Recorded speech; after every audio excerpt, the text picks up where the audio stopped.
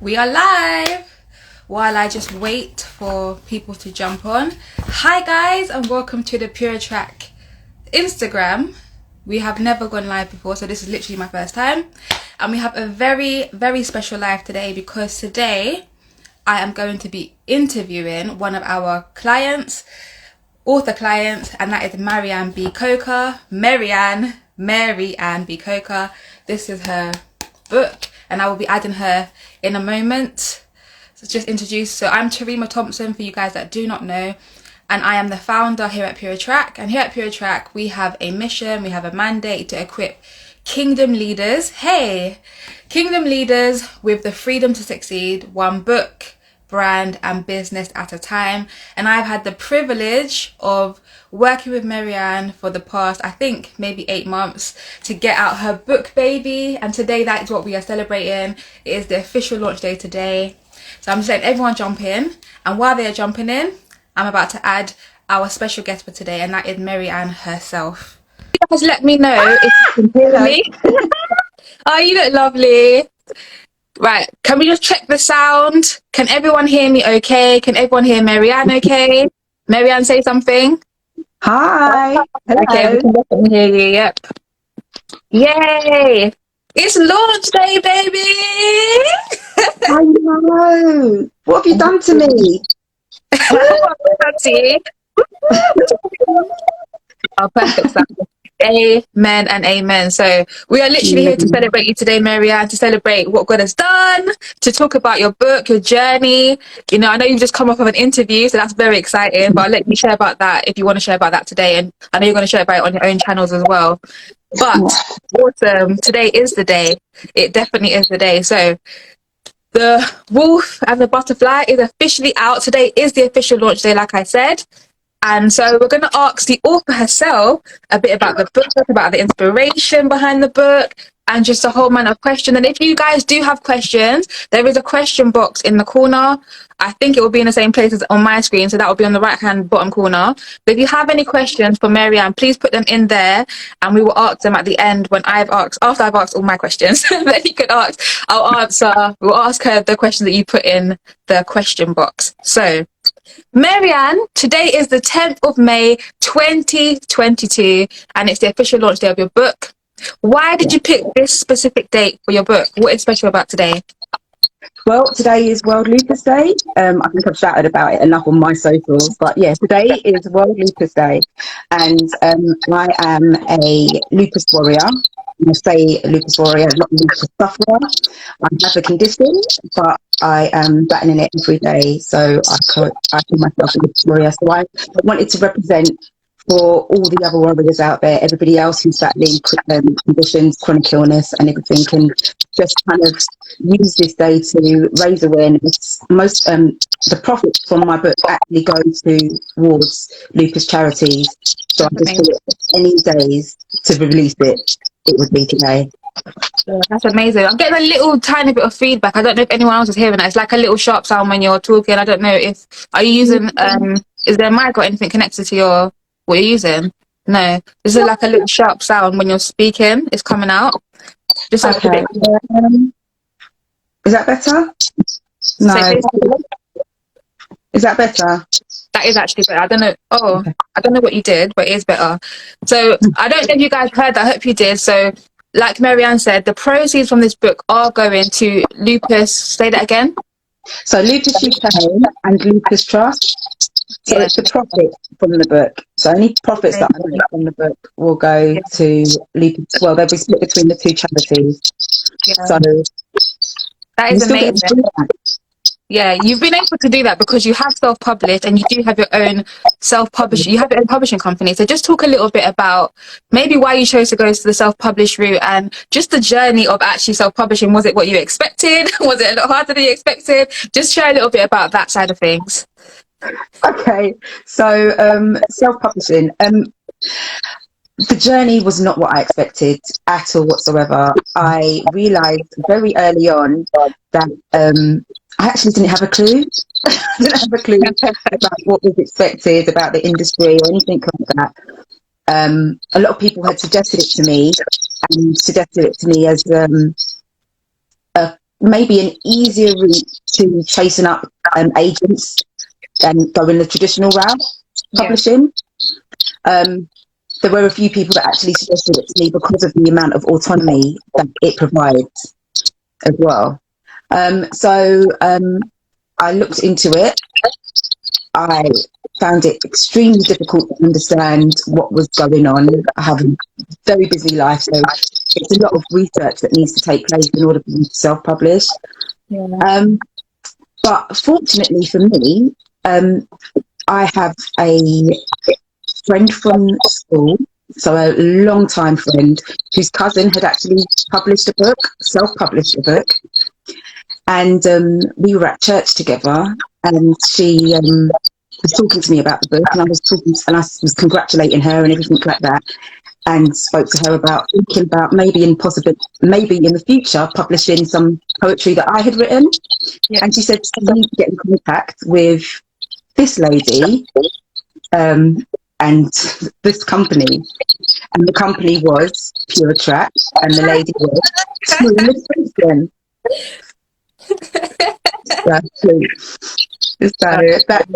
That's how this journey began for me.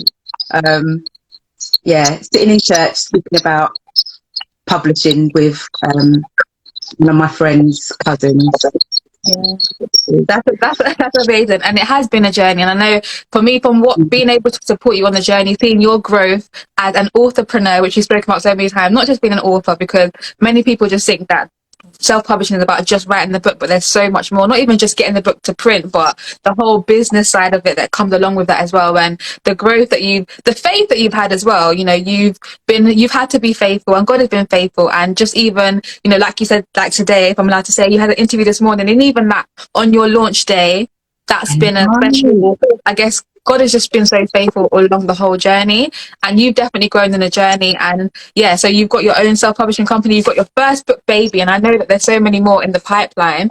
But let's talk about your first book, Baby, because I don't know how many years, in terms of the poetry in the book, how many years, I guess, does it span from, and when did you actually start writing, maybe not knowing it's a book, but when did you start writing some of these poems? So basically, poems, they came about from me just, I think I wrote the first poem in 2019. But I didn't really start writing any, I think I really didn't start writing any of the others until towards the end of 2019.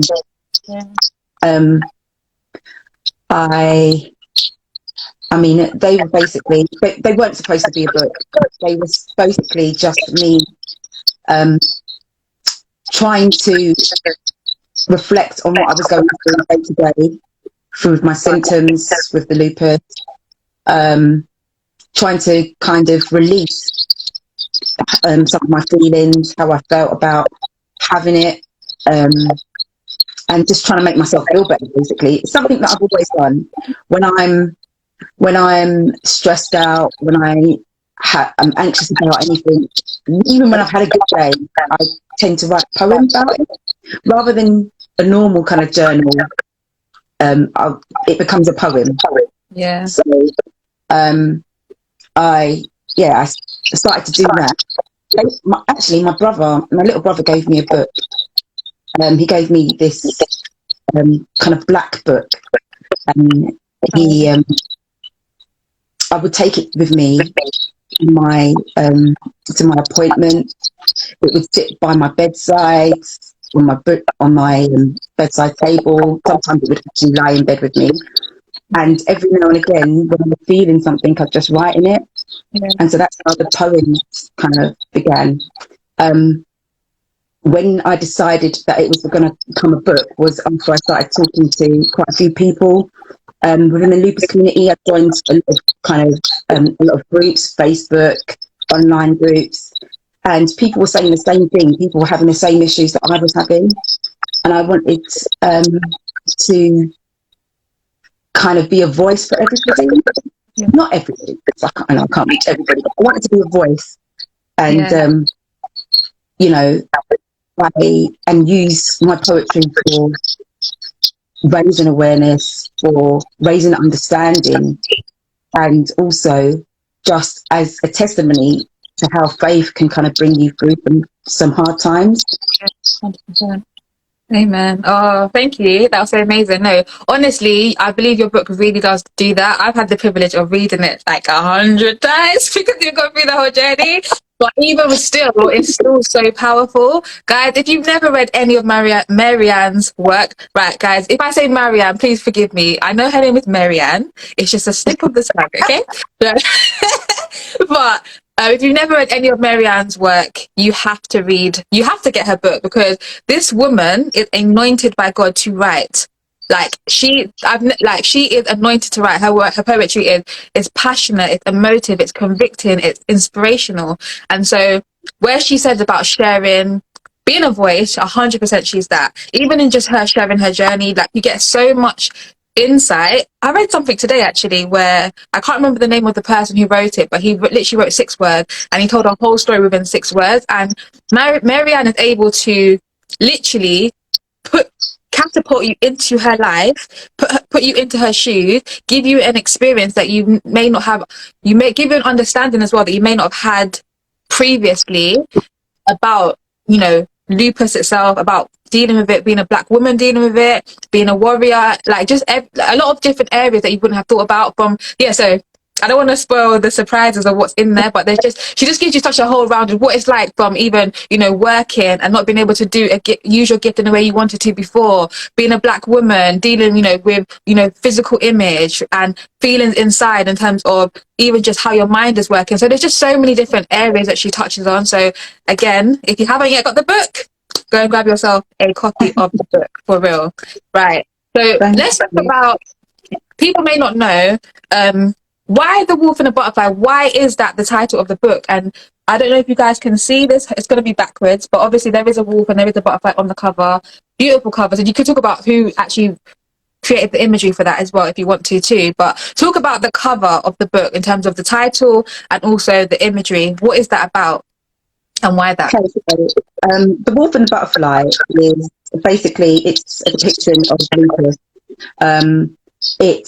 The lupus itself is the Latin name for wolf. So the full name for wolf in Latin is Canis lupus.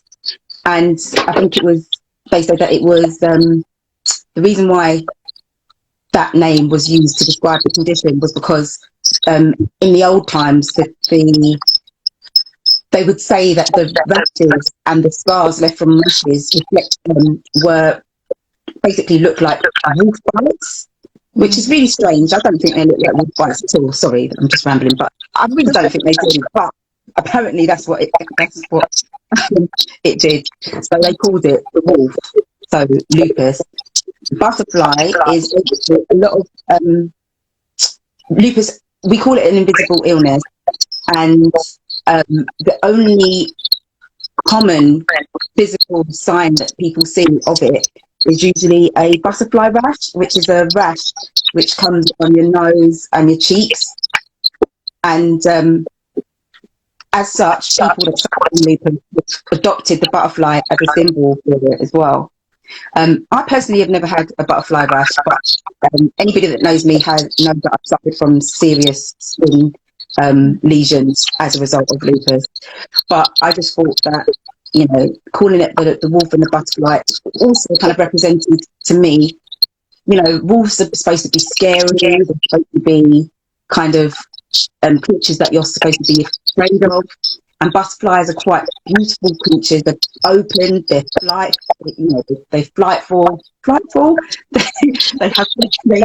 have flight, you know,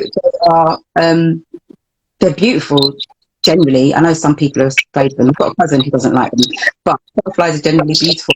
And I thought the contradiction between the two, the fact that you have something so scary but can also be so beautiful, is basically depicts my journey with it so far. It has been extremely scary, extremely. This is going to sound so strange to say, but it has made me grow as a person. It has opened me up to my strength. It has allowed me to be, to fully become who I'm supposed to be. And just as a butterfly lives in a cocoon for years on end and then it comes out, that's basically what it's been like for me. So I decided to call the book The Wolf and the Butterfly for those reasons. The colours in the book, even the artwork. So I approached my friend, Simone Harvey, and I basically asked her to do the artwork for me. And I had this vision, I can't even say when, before I started writing the poems, of a garden with flowers. Everybody knows I love the colour purple, which is so funny because, you know, the colour that represents me is purple. So I had this image in my head of this garden with flowers, and especially wildflowers like heaven and things like that, and lavender. And I remember just, basically having this image of a wolf like crawling through the garden and chasing this little butterfly, and the butterfly and he's basically looking up to him and looking up to the butterfly. And this was something that I, again, had in my head before the book came to fruition. But it was just this little thing, and I really wanted it painted. So when I had the idea to do the book, I asked Simone if she could paint that image for me and see if it would work, just so we could see if it would work as a piece of cover art. And she did one painting. She spoke to me about a week later, maybe a little bit more than a week, but roughly a week later. She said, I've done something. Just let me know what you think about it. Just see, you can adjust it, change it around. And then I took a look at it and I was like, oh my gosh, that's the exact image that I had in my head. The exact one. All the colours, everything. The fact that it was, you know, the fact that it was done by watercolour, the greys, all the different hues, the indigos, the violets. It was perfect. Amazing. Yeah. The cover is really deep for me. It's a big deal. It really is a beautiful cover, and you know there is a full page of the artwork inside the cover as well, isn't it? So people can see the whole thing. Oh, it looks great. So it really did come together. You know, when you're talking about the wolf and the butterfly, it was actually making me think about, you know, obviously you spoke about its relation to lupus in terms of the wolf and the butterfly rational, and you spoke about the metamorphosis part of it, and making me think about how God can take some of the most dark things in life, the most devouring seasons, and make them something beautiful. And I think even your journey of course in your whole life, but also your journey of actually going through the journey of producing the book itself is like going from the wolf to the butterfly as well. You start the book with the wolf and you end it with the butterfly, which I think is beautiful as well. So I was thinking about that, and just talk about your faith aspect and how that has, I guess, influenced, of course, your writing, of course, the journey of self-publishing, everything. Just speak about maybe the faith aspect and how that's had a part to play for you as well. Yeah, so the faith aspects, I would say that when I was first diagnosed, I mean, I've always been a Christian. I've had times where I've wavered in faith. I've had times where I've, you know, not been an active Christian. I've had struggles along with every other person. I would say that when I was first diagnosed, I was in a space where my faith was quite solid. It wasn't, you know, it wasn't blooming, but it was quite solid. And I would literally, I mean, I've spoken to you about this so many times. I'm just trying to articulate it for everybody else. Yeah. Basically, some of the symptoms that I was having was I wasn't able to read anything. It was really hard. I say it wasn't at all, but it was really difficult for me to read words and concentrate. It was also really difficult for me to speak and create things articulately. And I kind of got frustrated, so I wasn't reading a lot of books and anything like that. But what I was doing was I was listening to Bible verses. Sorry, I was listening to Bible scripture on my phone, and I found that certain verses would speak out to me. And one of the things that I've always said to you, as when we've been working together, is that I kind of feel like a bit of an imposter because I don't know, I can't quote Bible verses, and I don't know my way around the Bible as other people do. But these Bible verses would literally speak out so much, and I would highlight them, and they would make me feel better. They would make me be able to they would give me the motivation and the drive to get up the next day, regardless of how I was feeling. And I feel like I would start, and I started, I think in about 2018 when I started, when I was diagnosed, was when I started to post Bible verses on Instagram. And I just thought, like, well, if this is helping me, I want to share these verses, and I want to share it with other people, and hopefully the other people will kind of get something from the Bible verses too. So when I decided to create the book, I wanted to, people often ask me how I managed to get through and how I managed to cope every day. And it was the Bible verses that has led me to this point. So I wanted to use the Bible verses and show how my faith has grown and how I've used my faith to get me through every kind of scenario. So in the book, you see, there's quite a few Bible verses. I would say my faith has grown a lot stronger.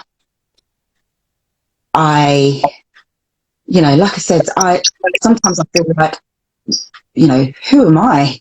Who am I to be, putting these quotes out here, there, in the book, on my Instagram? Like, I'm not a preacher, but I just know that they have helped me. And I was saying when I was on the other interview today that every single Bible verse has been something that I've highlighted while I've been going through difficulty.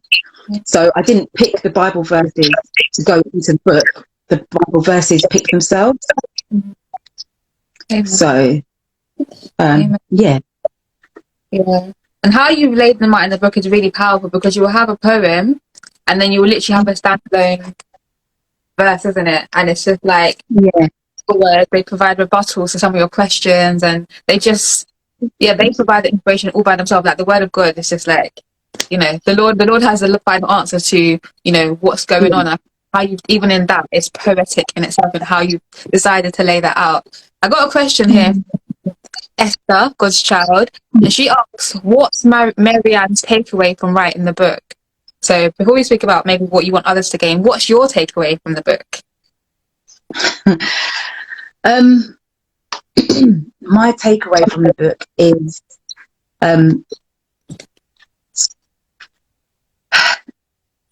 everyone talks about, there's a particular Bible verse, and you actually sent it to me yesterday, and I've heard it my whole life. Jeremiah 29:11, and that's something that is I've included in the book as well. But it's God knows. I'm actually going to read it. I can't recite it, like I said, but I can read it out, which is if I can find it.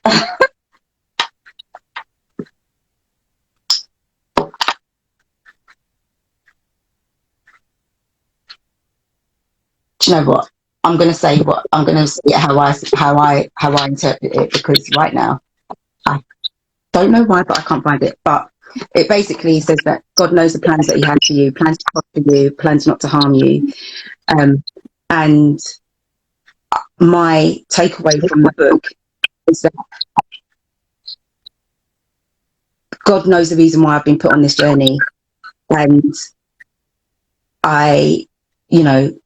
people question, say, why is this happening to you? When you get when you suffer from things like chronic illness and any trials in your life and problems in your life, you tend to question, why is this happening to me? What's going on? What did I do? Why do I deserve for this to happen to me? And I know from writing this book that everything that's happened in my life up until now has brought me to this point, and has brought me to the furtherance and to live in the furtherance of God's word. It's brought me to the point where I can live in my purpose. It's brought me to the point where I can help others, and it's brought me to the point where I can just be a testimony. And although times haven't been easy, times have been hard. There's been times where I've gone through some dark experiences. I would say that this book has kind of brought home to me that experiences aren't for nothing. You don't just go through those things for no reason. There is a purpose. There are lessons to be learned, and even when it's maybe for you can't see it yourself, your friends, your family, other people will be able to kind of connect, and it can alter their lives as well. Yeah. And it can influence their lives as well.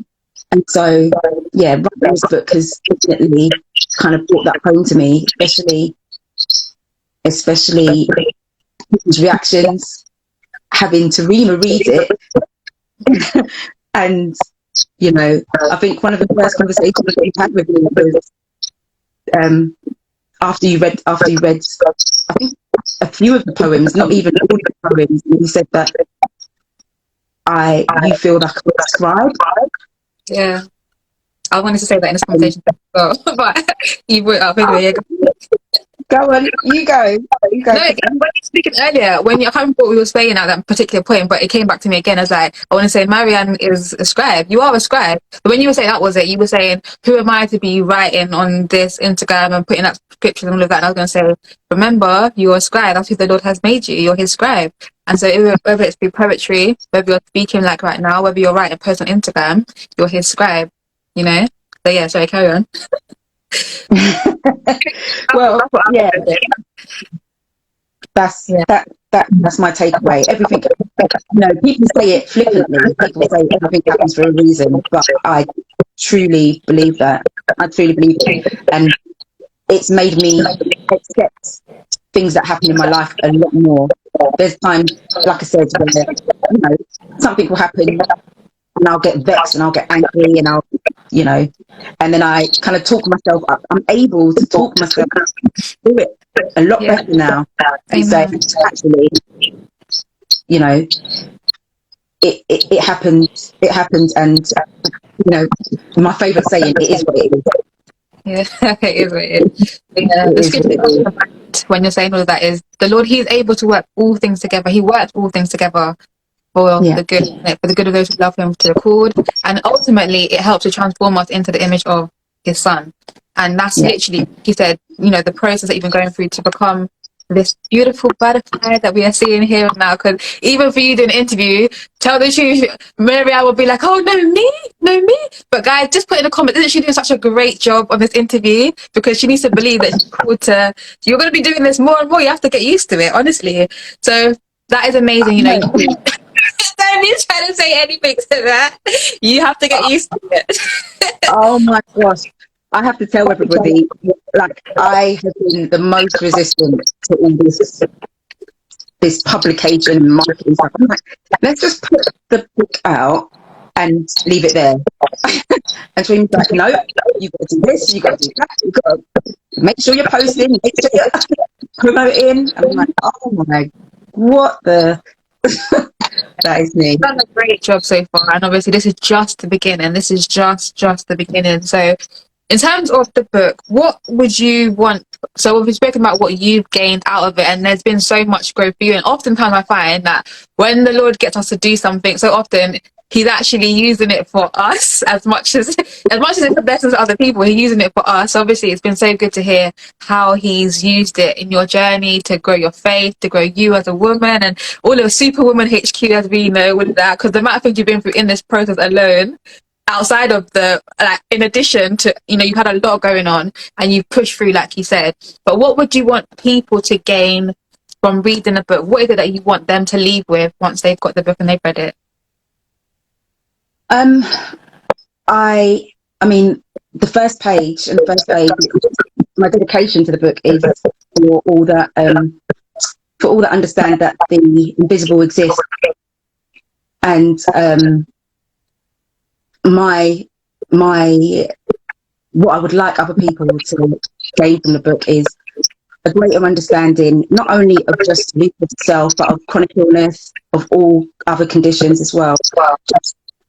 I think the main point that I got really serious then.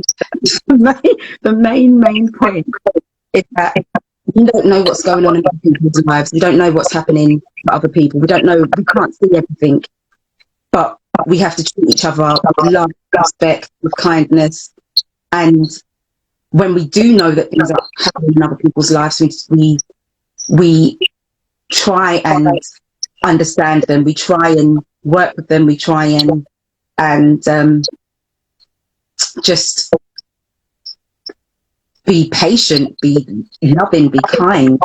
I think that, like I said, the book is about my journey, but it also speaks for other people's journeys as well. And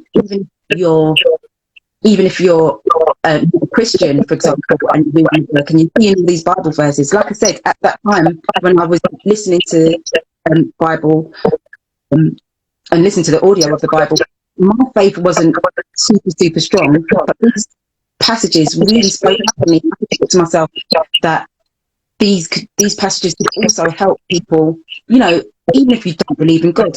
I wish that I could change that for you, but even if you don't believe in God, some of the passages are just really comforting, even within themselves.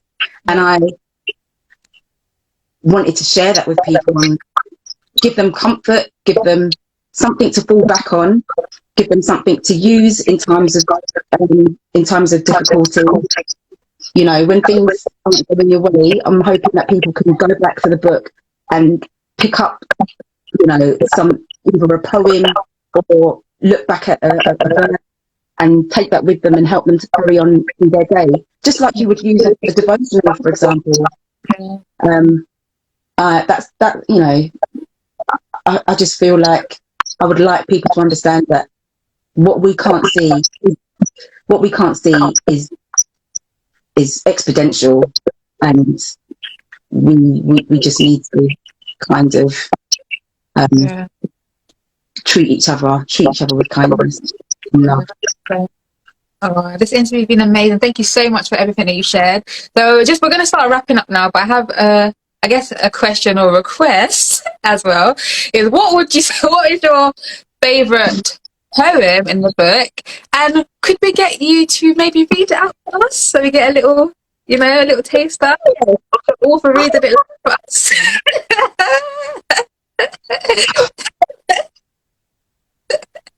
Come on, please. It's launch day. Come on. And if you guys have any questions, you can put them in the chat box as a reminder, and we'll ask them just before we wrap up. Okay, so the first thing I want to do before I read out my poem is I also want to read out I would want to read out a Bible verse that Yeah. this is my this is my favourite Bible verse of all. And I know it won't necessarily speak to everybody, but it resonates with me so much. And it's 2 Timothy 1:7. And it says, "For God has not given us a spirit of fear and timidity, but of power, love, and self-discipline." And the reason why that speaks to me so much is, fear. I think fear governs so much of our lives, and feeling like,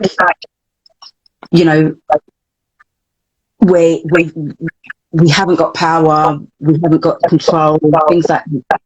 There's so many things that people don't do because they're scared to, because they're scared to let go. They're scared to step into faith. They're just, even for myself, there's another saying that I use quite a lot, which is, do the fear, but do it anyway. And I used to use that saying before I read this, and I found this, or not even I found it, the Bible verse came to me, and it's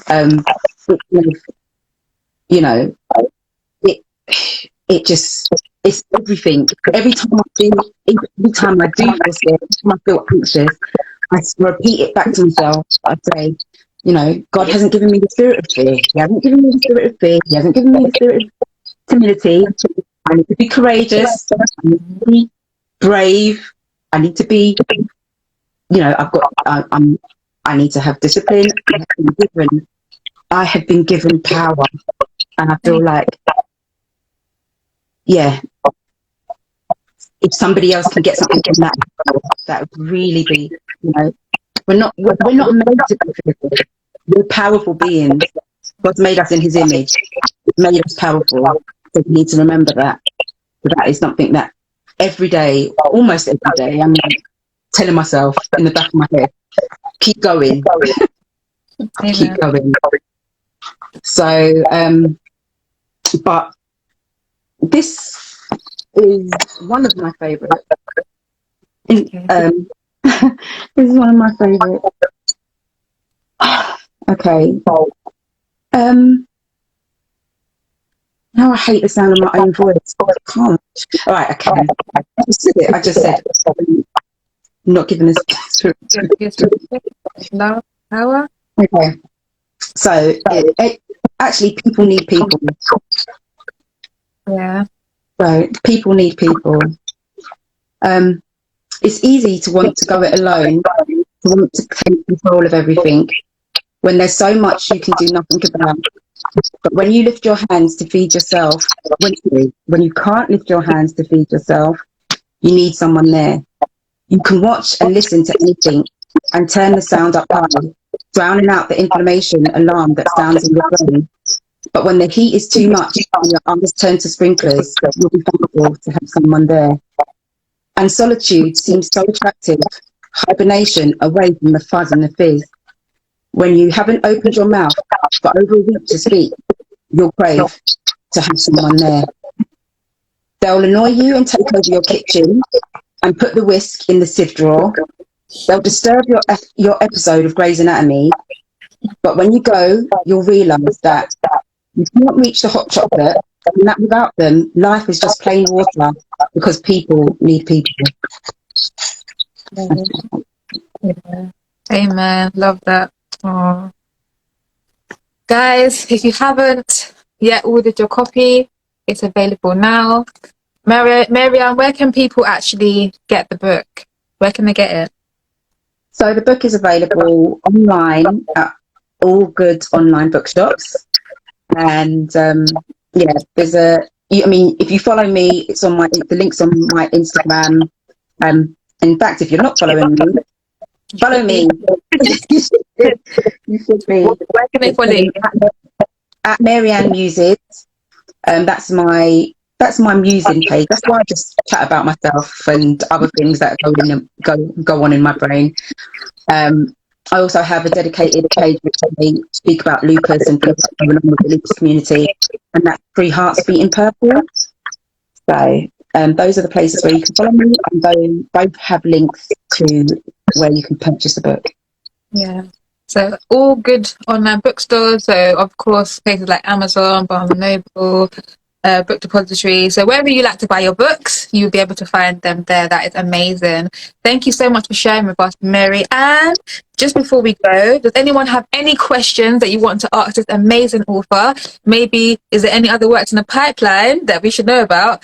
And also tell us about your launch party that's happening on Sunday, and where people can and how people can actually come and maybe get their book signed in person by you. Okay, so I've got a launch party which is happening Sunday the 15th of May. So this Sunday coming.